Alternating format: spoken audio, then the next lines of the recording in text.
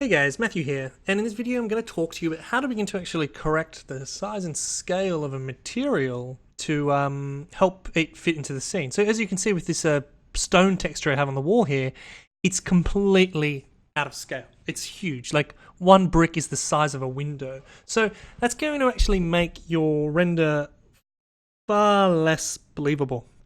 And in the next video I'm going to talk about why that is and why you might want to step away from textures. But if you want to go down this path, there's a fairly simple fix for some of them. Some of them, it gets highly problematic, but give this a go. It might save you some time in Photoshop. So I'm going to look at the stone texture, and you'll notice that the stone texture is actually made up of a series of maps. So all of this will usually be kind of closed-ish. So the first one is the diffuse map. So the diffuse map effectively affects the color of the material. So this color is being overridden and replaced with this map. So if I click on it, you'll notice there's a whole series of options. And if I go to texture placement, it says repeat UV 1, 1 by default. Not every texture has 1, 1 by default. Some of them change. But if I change this number to something lower, it'll zoom in this little screen here. And if I change it to something higher, it'll zoom out. Now, I don't want to get into the definition of UV mappings, but if something is too big, we actually want to increase this number here to be a bigger number. So I'm going to just put 1010 in for now, and I'm going to just press back, and I'm going to give it another render.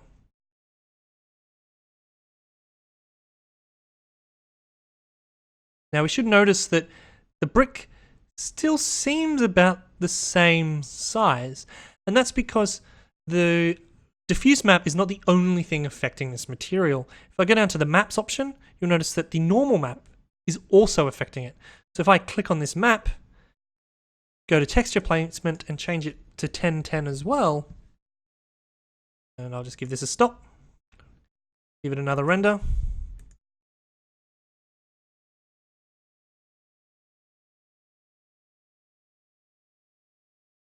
You'll notice that the material is now at a more appropriate scale, but it's going up and down the wall rather than across it.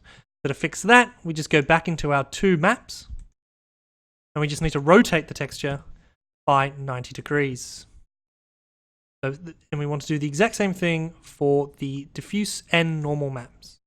So when I press 90 there, go back and press stop the render, start the render again,